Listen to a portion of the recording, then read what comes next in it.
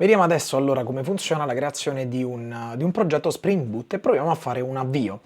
Allora, la tipologia di progetto su cui voglio porre il focus sono applicazioni web di tipologia REST API, perché altrimenti non siamo in linea fondamentalmente con con quello che è l'obiettivo della nostra playlist.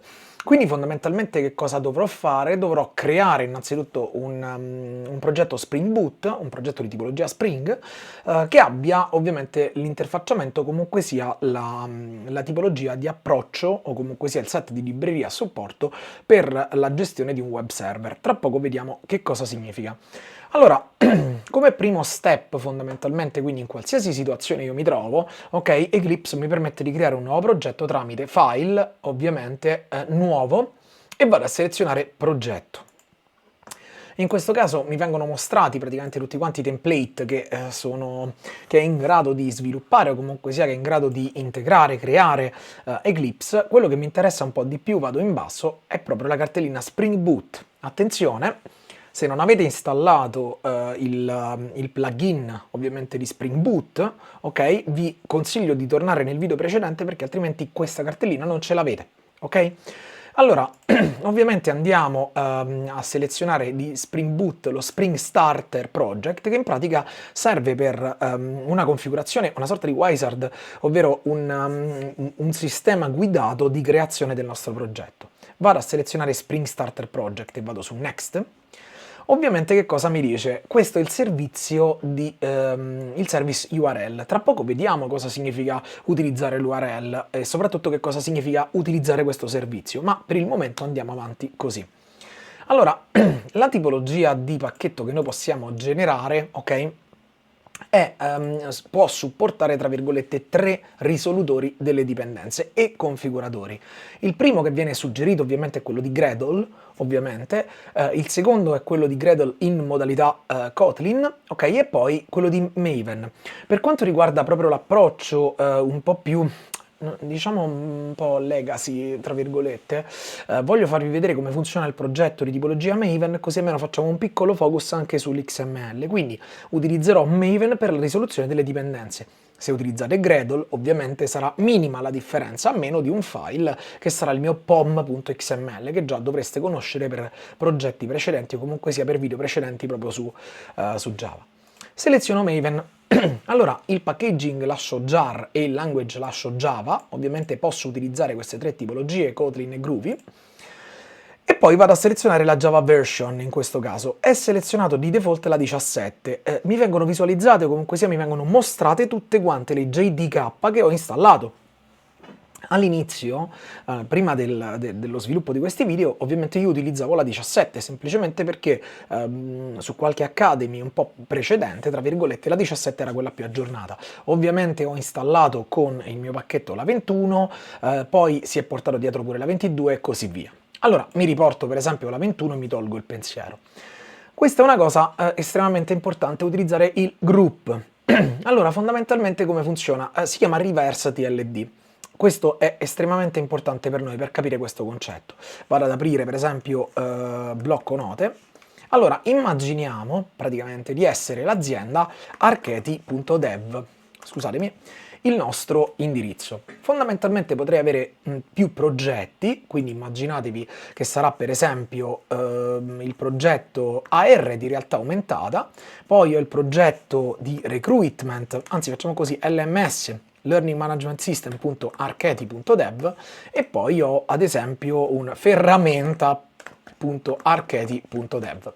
Fondamentalmente questi sono nomi di indirizzi, fondamentalmente quindi di top level domain con il terzo livello, bla bla bla, che ci portano a dire che tutti quanti questi sono progetti dell'azienda archeti.dev.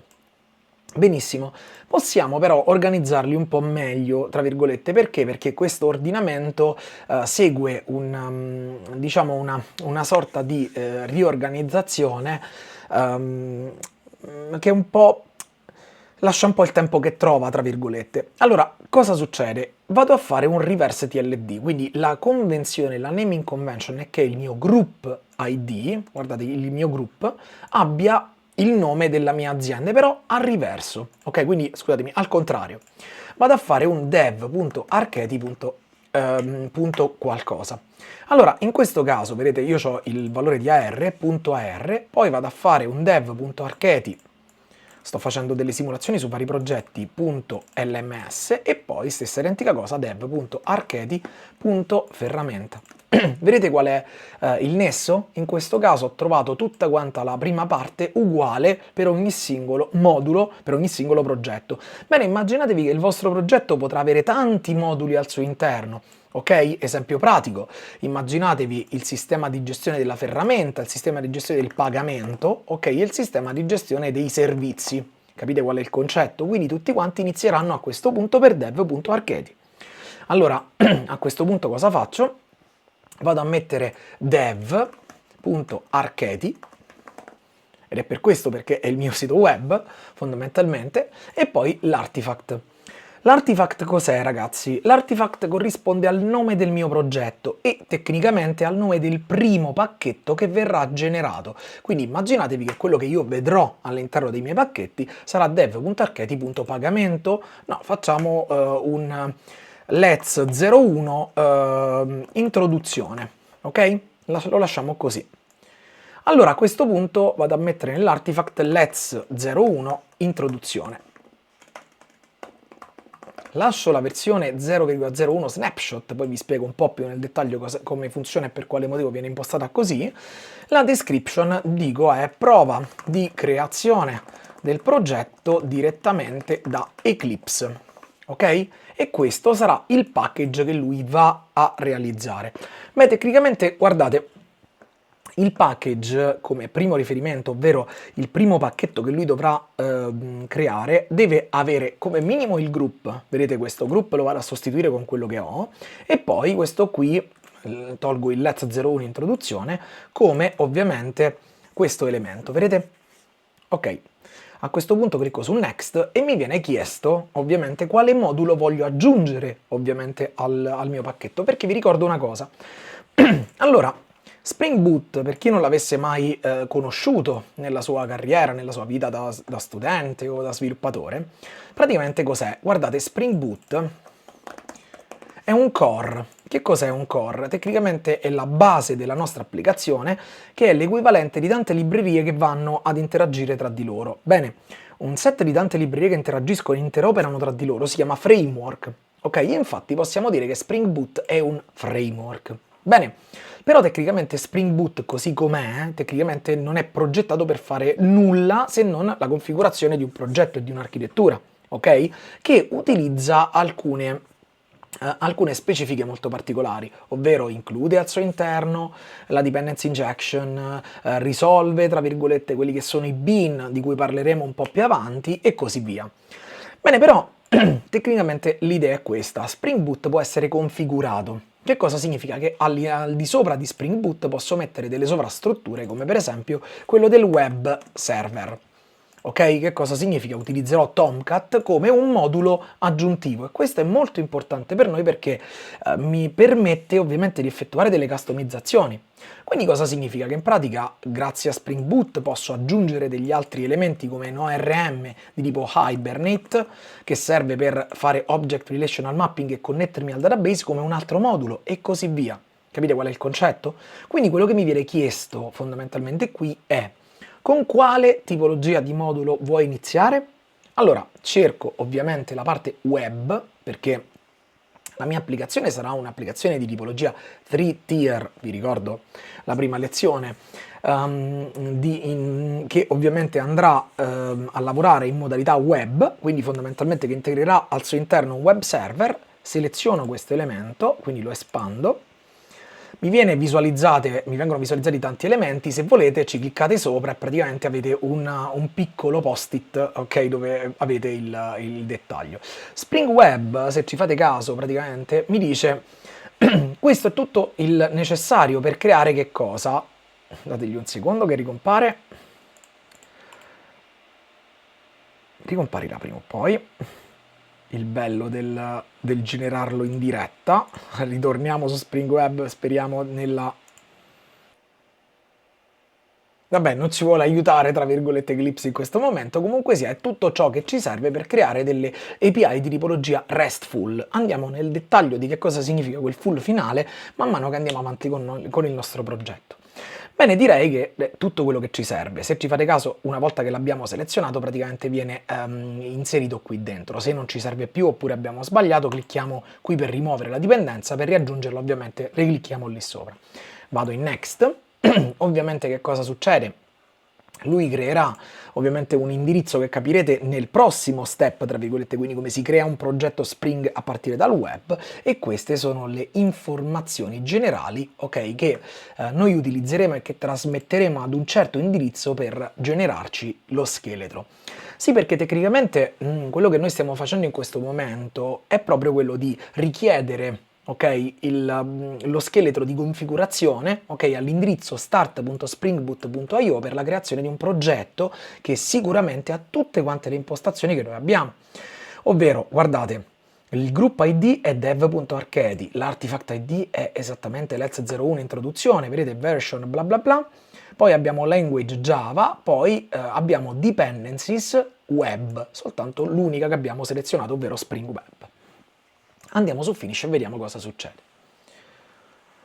Praticamente viene creato il nostro primo elemento chiamato demo, ok? Attenzione, controllate qui e controllate qui sotto. Import getting started content significa che sta creando, quindi lui ha praticamente creato soltanto la struttura, in questo momento quindi lo scheletro del nostro progetto, in questo momento stiamo cercando ovviamente la configurazione effettiva, ok?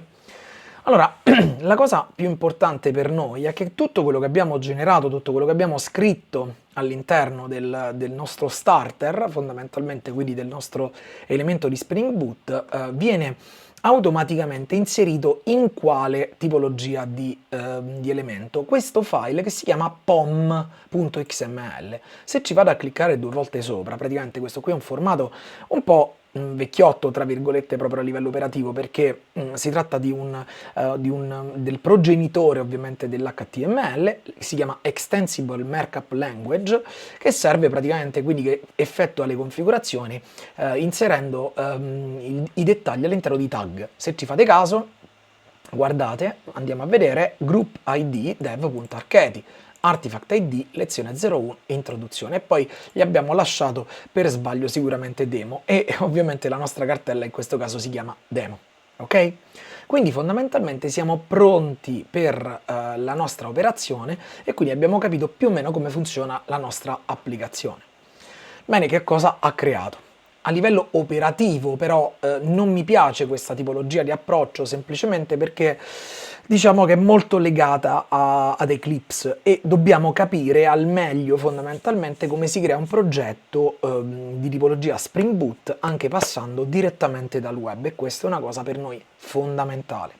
Allora vediamo, prima di analizzare tutto quanto il contenuto del pacchetto, come si crea un'applicazione Spring Boot partendo dal web. Allora, ovviamente cosa faccio? Mi chiudo il progetto con clic destro, noi qui abbiamo un close project per evitare fondamentalmente che si vada ad incastrare con dipendenze, suggerimenti o altro. Quindi è come se non avessimo praticamente niente all'interno del nostro progetto. Allora, per creare il nostro progetto a partire fondamentalmente dall'interfaccia web, che cosa andiamo a fare? Guardate, andiamo online, quindi apriamo proprio il nostro browser e cerchiamo ad esempio Spring Boot Starter. Allora, se ci fate caso, c'è una cosa che si chiama start.spring.io, ma è esattamente, ok, il valore che noi abbiamo visto prima riguardante proprio il sistema di configurazione. Quindi cosa significa questo? Che in pratica questo sito web esiste davvero. E infatti quello che mi viene visualizzato si chiama Spring Initializer, ok? Che cos'è lo Spring Initializer? Più o meno ci stanno tutte quante le informazioni che noi conosciamo e che abbiamo visto in precedenza. Guardate cosa succede qui dentro. Cerco di ripetere gli stessi identici passaggi per creare, tra virgolette, lo stesso identico progetto. Quindi seleziono nel progetto Maven come risolutore delle dipendenze, il linguaggio lascio Java, Spring Boot lascio praticamente, guardate, potete utilizzare la versione di snapshot che volete, in questo caso la lascio di default perché ancora non sappiamo cos'è, quindi cercheremo di capire tra poco quali sono i pro e i contro di utilizzare l'una o l'altra, e poi group e artifact, in maniera compatibile con quello che noi abbiamo creato.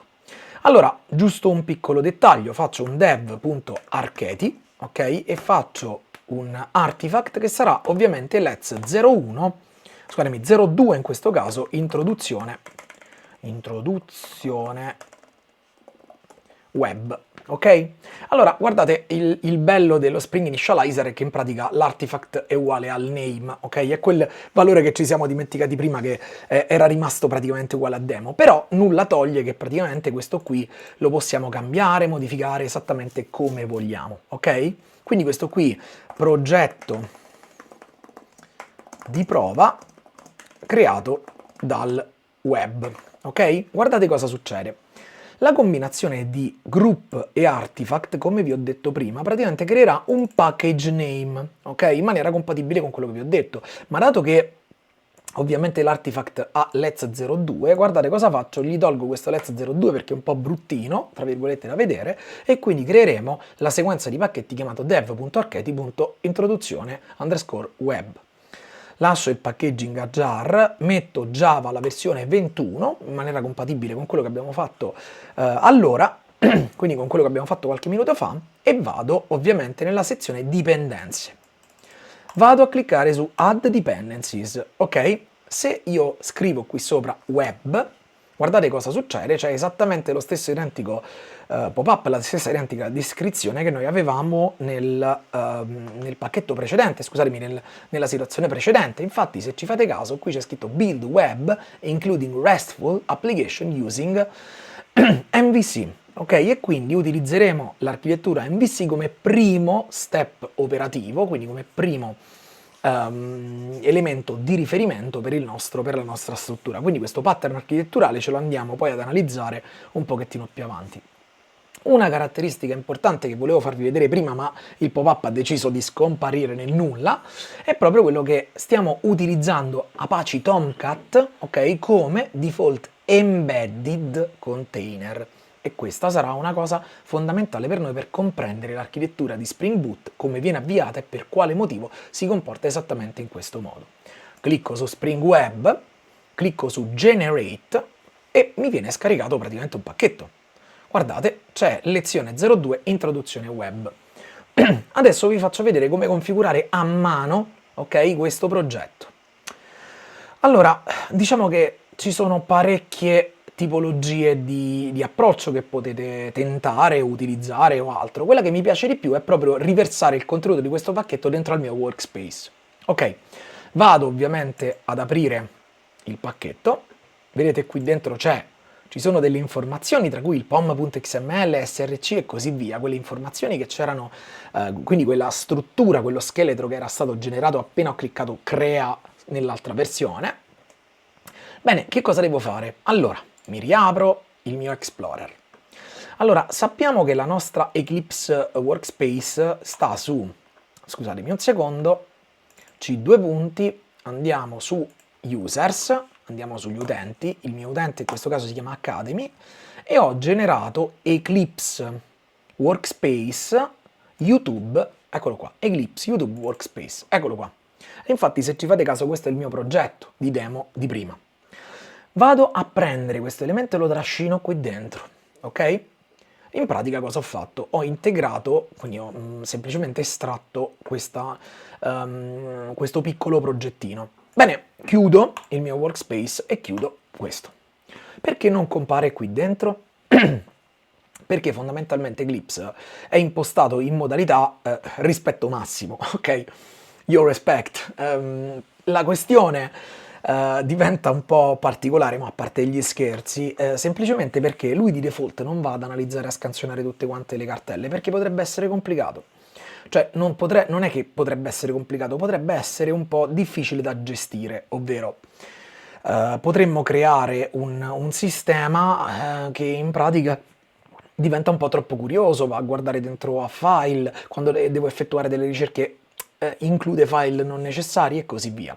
Quindi ovviamente nel mio Project Explorer io devo importare il progetto di tipologia Eclipse. Bene, come si fa? Come prima cosa andiamo su File. Allora, abbiamo ovviamente il nostro menu di contesto che ci permette di creare nuovi file o altro, però c'è questa funzionalità che si chiama Import che serve proprio per importare all'interno del nostro workspace dei progetti già esistenti. Clicchiamo su Import. Ovviamente ci viene mostrato esattamente come nella schermata di creazione di un nuovo progetto la tipologia di progetto che vogliamo utilizzare. Allora, come primo step cosa dovremmo selezionare? Andiamo a cercare, guardate, allora ci verrebbe da pensare qualcosa con Spring Boot, però ricordatevi sempre una cosa. Allora, se noi andiamo nel nostro progetto, quindi ho appena aperto la cartellina di prima, no? Allora, andiamo a vedere come è costituito. Noi sappiamo che c'è un pom.xml perché abbiamo selezionato la tipologia di progetto come Maven Project, ok? Quindi cosa dovremmo fare? Cerchiamo Maven, ok? Infatti, vedete, lui ha selezionato automaticamente la cartellina Maven e c'è un Existing Maven Project. Clicco su Next. E lui mi dice ovviamente qual è la directory dove è presente il mio progetto. Guardate, vi faccio vedere un trucchetto. Se clicco su Browse, ovviamente vado a cercare il mio Eclipse Workspace, ok, Eclipse YouTube Workspace, lo lascio tutto, praticamente cosa fa? Questa utility va a scansionare tutti quanti i progetti che sono presenti o non presenti all'interno del nostro sistema. Quello che voglio importarmi non è demo pom.xml, ma sarà lezione 2 introduzione web pom.xml, che è esattamente, guardate, dev.archeti con il progetto lezione 02 introduzione web. Clicco su Finish e lui lo importa, guardate. L'ha appena aperto, se ci fate caso qui sotto initializing server language e così via, quindi sta creando tra virgolette il nostro progetto, l'ha importato praticamente qui dentro, ok? Per evitare che siano, ovviamente che abbiano dei nomi diversi, guardate, vado a rinominare il demo, il demo precedente. Come faccio? Ovviamente lo vado a riaprire, vado in F2 oppure clic destro, c'è Refactor, rename del progetto e lo chiamo Let's 01 introduzione interna. Ok, così almeno abbiamo entrambi i progetti a disposizione. Tra poco ovviamente risolve tutti gli errori e così via. Se ci fate caso, questi due sono dei progetti Spring Boot. Per quale motivo? Perché c'è questo tra parentesi quadre che mi indica che è boot, ok? E che significa che si va ad interfacciare, tra virgolette, con il nostro Spring Boot Tools che abbiamo installato all'interno di Eclipse. La cosa importante qual è? Il comprendere, tra virgolette, queste due tipologie di operazione, di sistema, tra virgolette, e comprendere un po' come viene strutturato all'interno del progetto. I due progetti sono praticamente identici, quindi non è cambiato assolutamente nulla perché abbiamo capito che c'è una correlazione tra il tool interno ad Eclipse e quello che c'è sullo Spring Initializer Online e quindi fondamentalmente andiamo ad analizzare una delle due cartelle. Allora vi ricordo un paio di cose importantissime. pom.xml equivale fondamentalmente a tutta la configurazione del nostro sistema. Infatti c'è un riepilogo praticamente di tutte quante le operazioni che noi abbiamo effettuato, comunque sia le operazioni di configurazione che abbiamo effettuate sull'initializer e altro, tra cui per esempio il nome del progetto, guardate la descrizione che abbiamo inserito e poi guardate una cosa estremamente importante per noi, le dipendenze. Ok? Allora, che cosa significa? Che il nostro progetto in questo momento, se fosse un progetto standard di Spring Boot o addirittura un progetto Maven standard, non avrebbe praticamente nessuna, scusatemi un attimo, ho cliccato troppo velocemente, non avrebbe nessuna di queste informazioni. Quindi immaginatevi un qualcosa di questo tipo, ok? Ma dicendo praticamente alla nostra tipologia di struttura, quindi all'initializer, quindi alla struttura che inizializza il nostro progetto, tu sei un progetto Spring Boot, lui si porta dietro la prima dipendenza che sarà sicuramente, scusatemi un secondo, questo qui è un'impostazione di default che ci permette di aggiungere dipendenze facilmente, si porta dietro, guardate, tutto il framework org.springframework.boot. Capito qual è l'idea? E ci portiamo dietro effettivamente la dipendenza primaria che abbiamo selezionato, che è proprio Spring Boot Starter Web, e quindi tutto quanto il template per quanto riguarda la configurazione web. Ci siamo? Quindi a questo punto cosa succede? Lui in automatico si porta dietro Spring Boot Starter Test, poiché in questa tipologia di tool, soprattutto in questa tipologia di progetto, per lui è estremamente importante integrare anche gli unit test, su cui faremo un piccolo focus quando andremo un po' più avanti. La cosa più importante per noi è capire che queste dipendenze possono essere modificate in qualsiasi momento. Bene, andiamo ad analizzare gli altri step, gli altri punti del progetto. Allora, guardate, dentro a source main Java ovviamente troviamo il nostro codice sorgente, infatti src equivale a sorgente, quindi source. Entrando all'interno del primo pacchetto che si chiama esattamente come il group, guardate dev.archeti.l'artifact id, e quindi è introduzione web, che è quello che noi gli abbiamo impostato, vi ricordate? Bene, all'interno di questa struttura troviamo una lezione 02 introduzione web application. Se ci fate caso, Let's 02 introduzione web è praticamente il nome, scusatemi, il nome della nostra applicazione, ok? Senza gli underscore, perché vengono rimossi come naming convention all'interno delle strutture nominali, ok? E poi application ci dice che in pratica questo qui è il file principale, è un file che si chiama di bootstrapping, ovvero tutto inizia da qui. Possiamo immaginare che tutte le volte che vediamo il nome del nostro progetto e poi il nome application, questo qui è come se fosse l'entry point, ovvero dove effettivamente c'è il main della mia applicazione. Quindi questa è una cosa molto importante. A conferma di ciò, dentro questa applicazione troviamo il public static void main, e poi vedremo per quale motivo è composto così, come si struttura un'applicazione Spring Boot, cosa significano questi decoratori, queste annotazioni in Java e così via. Chiudo questa parte di source. All'interno di resources praticamente noi abbiamo, quindi all'interno della cartella resources abbiamo delle configurazioni di Spring Boot. A prescindere da quello che andremo a lavorare molto poco con static e templates, perché siamo in un'applicazione di tipologia API, ok? Quindi non ci interessa troppo visualizzare template, file CSS, HTML e altro. Troviamo un file estremamente importante per noi che si chiama application.properties. Qui dentro, ok, abbiamo tutte le configurazioni di Spring Boot e noi le vedremo che ci serviranno tantissimo per configurare il nostro server web, la porta di connessione e così via. Quindi questo file è estremamente importante per noi.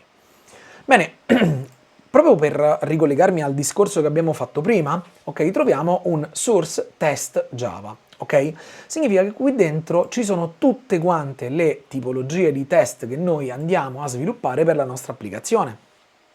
Vi farò un approfondimento su come funzionano gli unit test, soprattutto per quanto riguarda le naming convention, però la cosa importante è che vediamo subito una corrispondenza tra quello che è il nome della nostra applicazione, vedete questo introduzione web application, con lezione 02 introduzione web application tests. Ok? Perché identifica tutti i test relativi esattamente a quel file, e qui abbiamo già cominciato a capire più o meno quello che è il principio e il concetto. Chiudiamo praticamente tutto.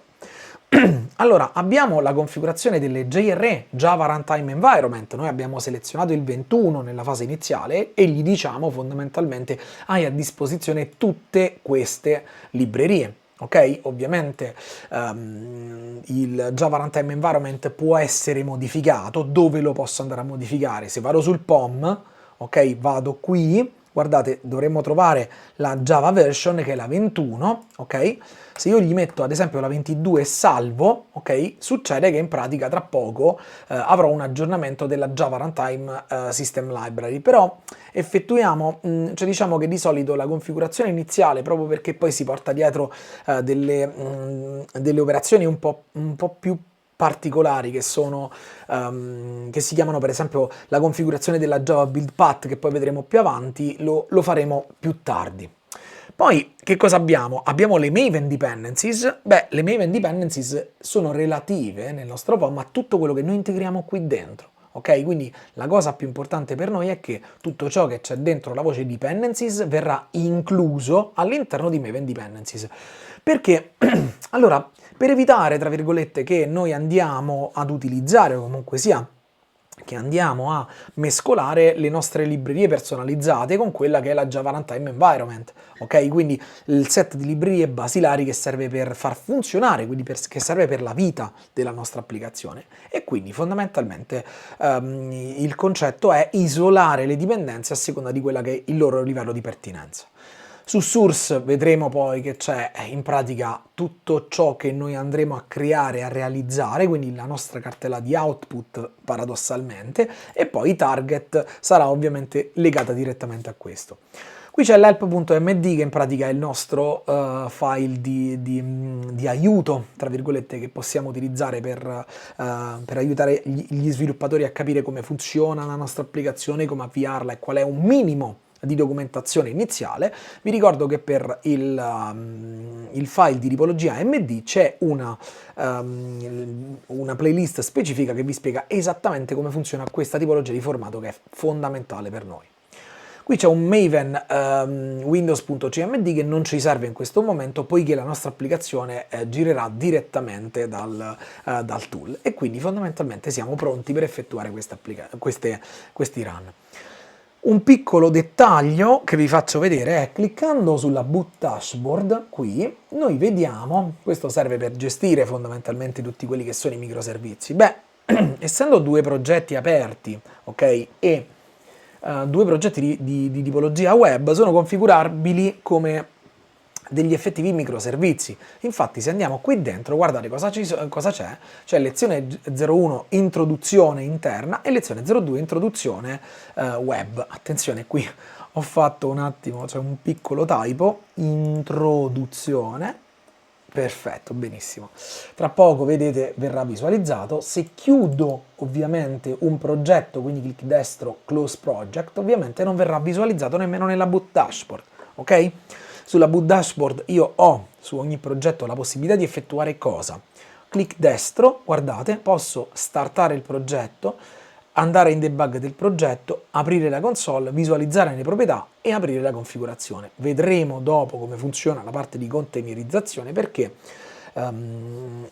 cerchiamo prima di comprendere qual è l'obiettivo del nostro progetto e poi comprenderemo più avanti come sviluppare il nostro progetto e containerizzarlo nella maniera più diretta possibile.